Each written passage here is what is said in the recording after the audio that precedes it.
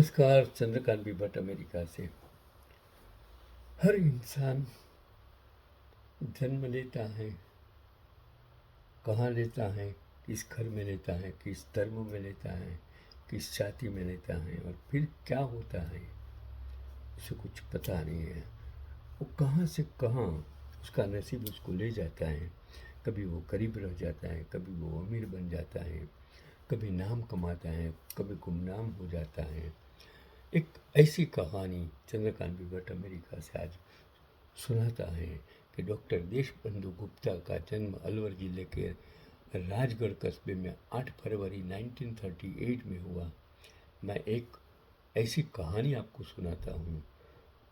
आप नसीब कहिए, ईमानदारी कहिए, मानवता कहिए, जो आपको मूल रूप से डॉक्टर गुप्ता का परिवार रामनगर गांव का था, लेकिन उनके पिता प्यारेलाल अपने मामा के यहाँ राजगढ़ गोद आ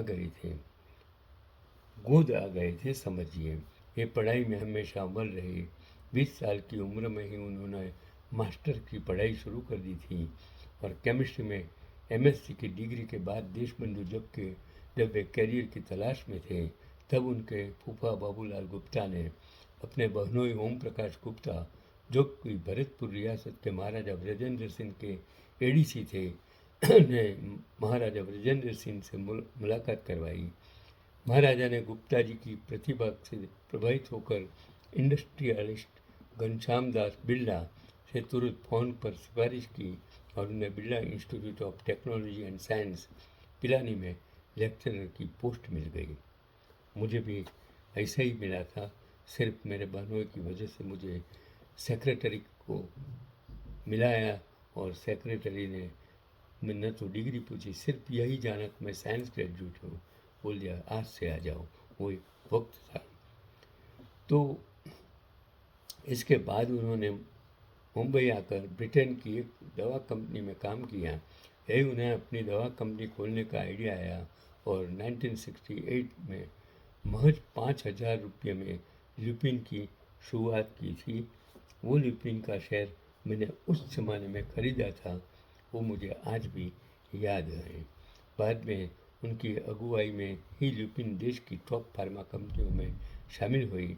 उन्होंने ग्रामीण भारत में विकास को बढ़ावा और गरीबी खत्म करने को लेकर lupin human welfare fund and research foundation की स्थापना की थी।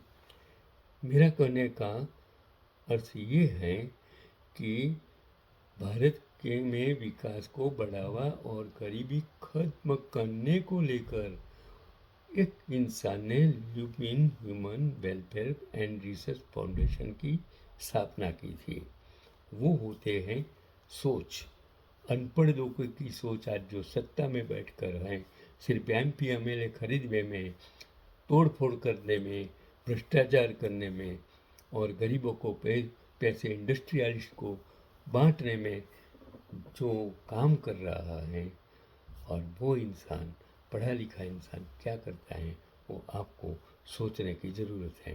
कंपनी के मुताबिक उनकी कोशिशों से देश के 3,463 गाँव में 28 लाख परिवारों की जिंदगियों में सकारात्मक बदलाव लाने में मदद मिली। उनकी कंपनी फिलहाल diabetes, asthma, AIDS, heart attack और टीबी की दवाएं बना रही है। इस समय ल्यूपिन दुनिया में टीबी की दवाओं की सबसे बड़ी कंपनी भी है। उसके जो मेडिसिन हैं टीबी के और इंसानों के लिए एक भगवान का अमृत समान आज बन गया है। कंपनी की मार्केट वैल्यू 48,000 करोड़ रुपया और 100 देशों में उसका कारोबार। ल्यूपिन के मार्केट कैपिटल करीब 48,000 करोड़ रुपया हो गई है।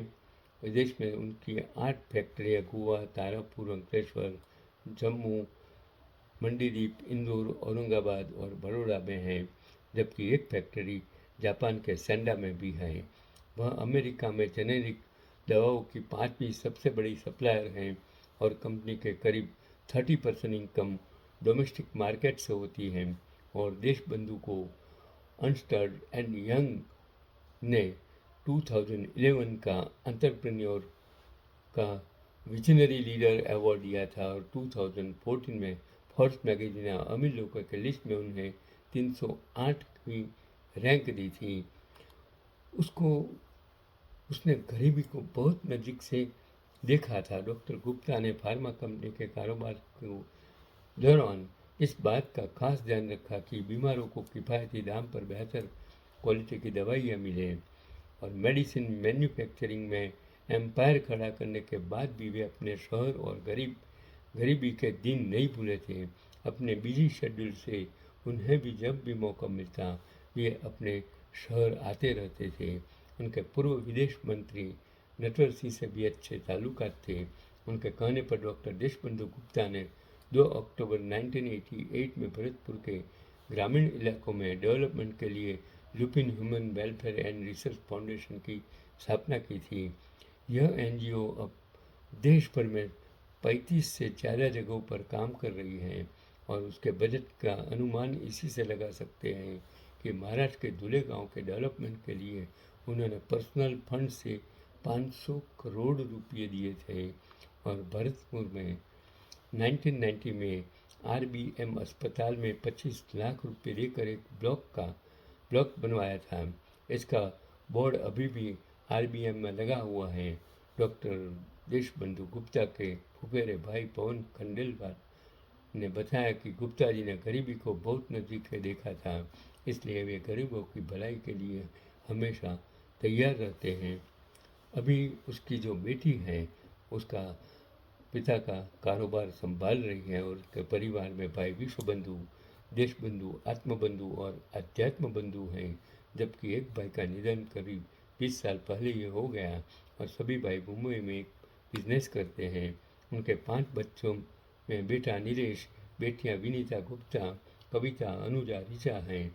सभी की शादी हो चुकी है और विनीता गुप्ता विदेश में रहकर लुपिन लिमिटेड के कारोबार को संभाल रही हैं और बताया जाता है कि डॉक्टर गुप्ता की अंत्येष्टि अभी बॉम्बे में हो जाएगी। जिसके जब मैंने आर्टिकल पढ़ा तब उसने लिखा था, जिसके लिए उसका जो बड़े भाई श्रवण कुमार उधर आए हैं, उसकी मैं अभी बात नहीं। उसका निधन 79 साल में हो गया। उन्होंने राजस्थान के अलवर में पढ़ाई पूरी कर बिरला इंस्टीट्यूट ऑफ पिरान में नौकरी शुरू की और मुंबई में बंद पड़ी लुपिन कंपनी को खरीद कर दवाई बनाने का कारोबार शुरू किया था। आज वही कंपनी देश की दूसरी और दुनिया की चौथी सबसे बड़ी कंपनी फार्मा कंपनी है। तो जो फर्स्ट जॉब से ये जो आर्टिकल्स किसी ने लिखा था, तो मैंने आपको बताने की कोशिश की कि एक इंसान एक गरीबाई से निकलकर जब कुछ पाता है तब उसके दिल में गरीबों को मदद करने की जो भावना उत्पन्न होती है, वो दुनिया में सबसे बड़ा भगवान है, भगवान का मंदिर है। जो मेडिसिन से दवाइयाँ हैं वो इंसान के लिए मंदिर का प्रसाद से कुछ कम नहीं है। हम भगवान के पास जाकर दुआ मांगते हैं, प्रसाद चढ़ाते हैं, खाते हैं, लेकिन वो दवाइयाँ प्रसाद से ऊपर हैं। यही आज का पैगाम, जो इंसान किसी के लिए कुछ न कुछ कर सकता है।